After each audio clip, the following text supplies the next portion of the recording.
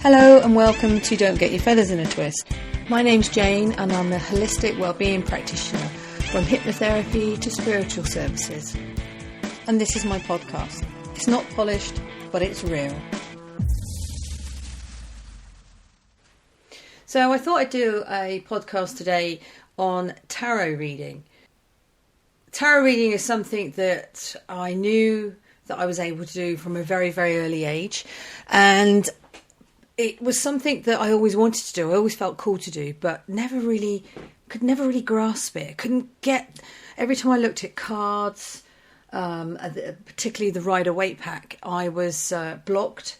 I couldn't make sense. I was referring back to a book for meanings and none of it made sense. And yet I had this pack of tarots from a very, very early age and I kept referring back to it and I was thinking, I know I can do it. And I would get lots of vivid dreams and I would see things that would eventually happen and all weird stuff like this. But I kept looking at the cards thinking, this is something that I know I can do. I should be able to do this. I know I can do this. And they always stayed with me. And I've never really thought about getting rid of a pack of tarot cards. I just kept buying more cards. I thought, oh, they look nice, so I'd buy some more cards. And this went on for quite a few years. And it was only recently, I say recently, could be, I don't know, 4 or 5 years ago now, probably a bit more actually, that I actually started getting back into it. I felt I was called to. Now, a lot of people might think that's a lot of, well, God, here we go. But it was something that I was drawn to do. And it was something that I knew I can do. And so I kept on with it. But again, I picked the cards up and I was looking at them, but I was looking at them in a different way. And I knew that if I kept going with it, it would eventually sort itself out. So I had them there and I had some runes and I was buying all the different things that, you name it, I've got it here, pendulums and all things like that. And I knew that the tarots was something that I needed to unlock. So I was online and a friend of mine said, somebody's doing a quick masterclass. And I took this masterclass, which was 6 weeks. Then I went on to do various training in academies, and it was there, but it wasn't quite there. Now, what suddenly happened for me is I found my deck. As soon as I found my deck, it opened up a whole other avenue. So the problem was with me, because I'm very visual, I was looking at the cards and I was struggling because of the interpretation of the visuals I couldn't quite make out. Whereas as soon as I found my pack, my deck, I read them. I don't even really read the cards now because my spiritual side, if you like, has developed that much that my intuition is on point, if you like. And it scares me sometimes how freaky it is, but it is on point, and I come up with all these. Well, I don't come up with them. I get these. I am clairvoyant and clairaudient, but more clairaudience now. Clairaudient, I should say. And for me, it's very much about when I look at the cards, I know what they're saying, and I interpret the cards based on what the question is, or what I'm reading, or who I'm reading for, and then I see and hear messages in my head. As I say that, it sounds bonkers, but that's exactly what happens. And I come out all these random things. Now, it was never something that I trusted. I always thought, oh my God, what is happening? But now, because it makes sense to people when I say it, it sort of gives me assurance, if you like, that actually what I'm saying is right. And some of it can be really far-fetched. You just need to ask some of my friends some of the messages I give them, and they try to unfriend me, but they're still here. And so it's random, but it always happens. Or I get these signs, and for me, the most funniest thing for me is I get the messages when I'm trying to describe people. I have to refer to actors and actresses, and music is song words. So it's really hard sometimes when I'm trying to read for someone and I get something like, I'll tell you what you want, what you really, really want. Because I just start laughing, well, depending on who the person is. But normally when I say that, people recognise that line, and it's, it's a bit of humour. But this is what happens. My readings tend to be based around actors and actresses to describe things, and movies to describe things, and words from songs. Now, music is a very, very important part of my life. I've loved music. I've got music on every single day. But to bring that into tarot is something I didn't realise was happening until it was obvious, if that makes sense. So I tend to do a tarot reading. I try and read for myself, and it's not very good because it's really hard reading for somebody you know. So obviously I know myself, so I'm particularly, I might read a card and make it A when actually it's B, because I turn it into the outcome that I want for myself. So I try not to read my cards. If it's about a situation and something like that, then I do read my own cards. But apart from that, I don't read them as much as what I used to, because I realised that I was actually making the answers to fit me as opposed to what the answers are. So reading for people that I know, I actually find quite difficult, because normally when I read cards, they've told me about what's happening in their life. And then when I read the cards, obviously it sounds like I'm fitting the cards to what they've already told me. I use my intuition, and I don't need to know any of the detail, because if I know the detail, it really throws me. So I like reading for people that I don't know. And I do it online, I do it face to face, and I can also do a digital reading as well, all available on my website.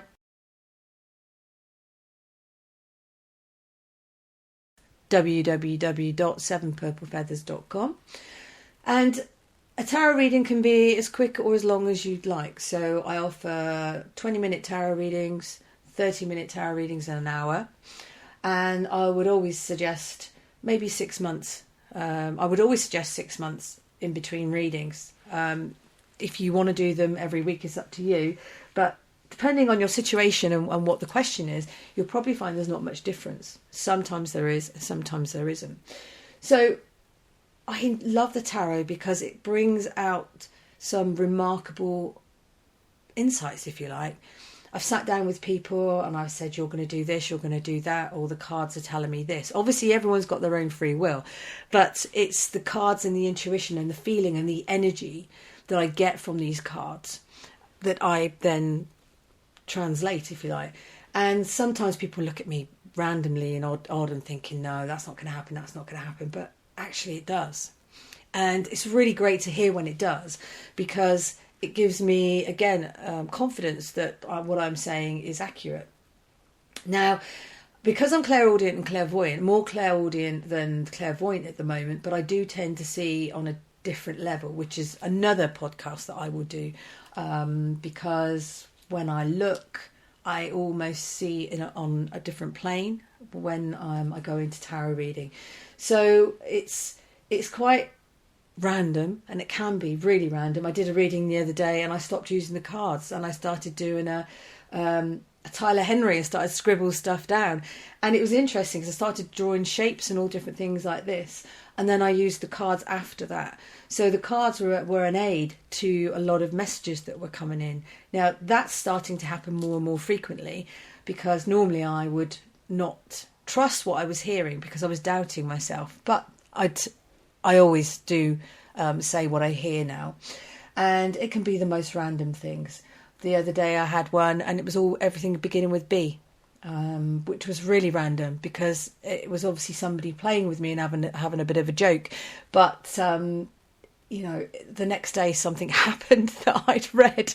So it was quite interesting, and I still go, oh my God, it's actually happened. So it's not something I take for granted. And some days I get a lot of messages come through, and other days I don't. When I was a lot younger, I used to have a lot of energies around me, shall I say, that used to shake my bed and all do different things like this, and I didn't know how to interpret it. And I think that's why now I'm ready for it all.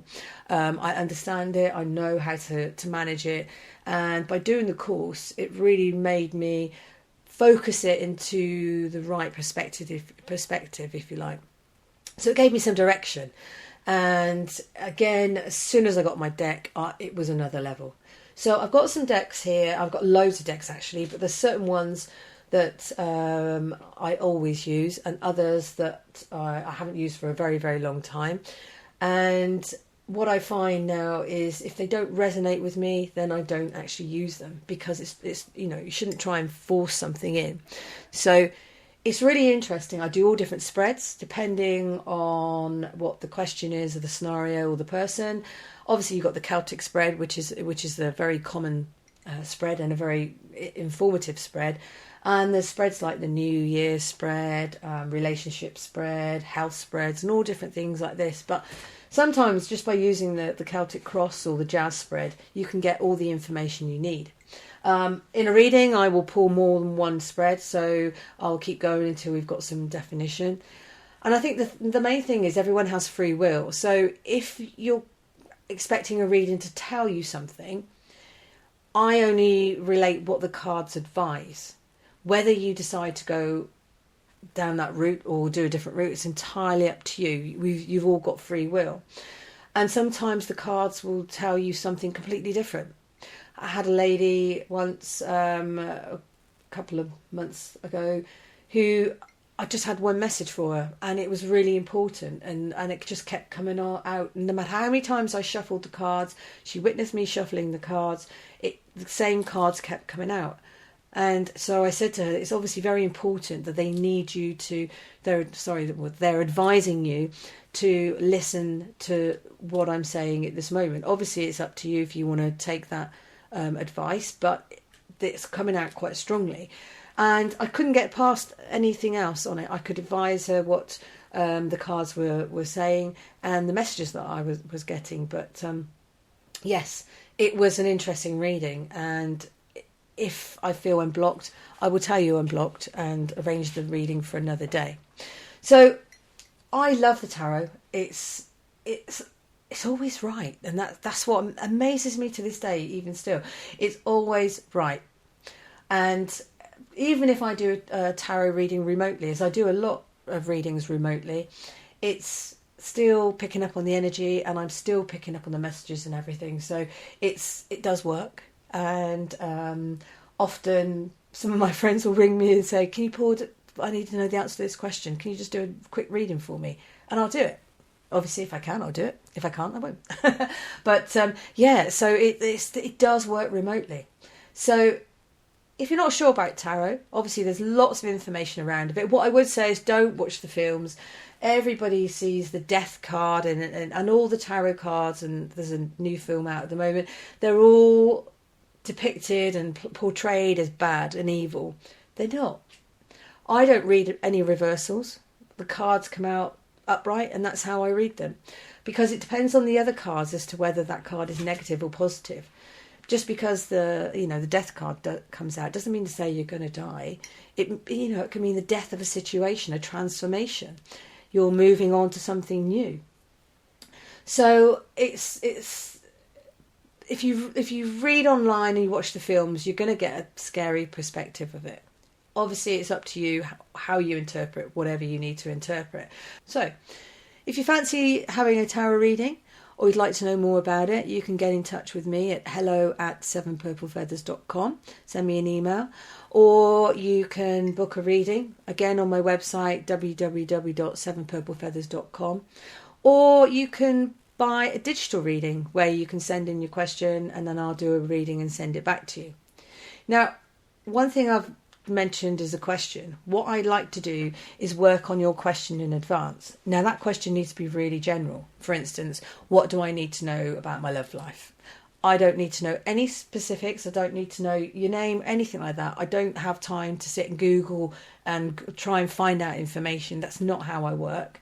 I go on the question. So what I will do, if you've booked a session with me and I have the question in advance, is I will work on that and work the energy, and then I will share that with you as to what I've found. And then we'll go in and do a different spread or different readings and things like that. So it just allows me to focus on the energy and peace and quiet. And if you don't have a question, that's absolutely fine. That's not a problem. So again, if you're interested, Please, if you've got any questions, just get in touch. There are no silly questions. Some of the stuff that comes out of the readings can be quite funny, as you imagine. But I will tell you, if I'm hearing things and it makes no sense to me, but it might make sense to you, I will tell you.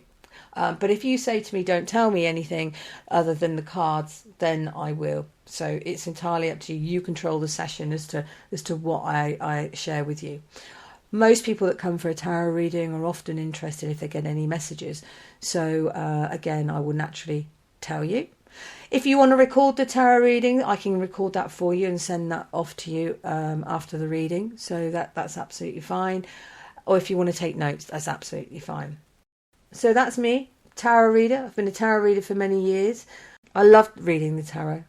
And if you would like a reading, please don't hesitate. Please get in touch. Thank you. Thank you for listening to Don't Get Your Feathers in a Twist.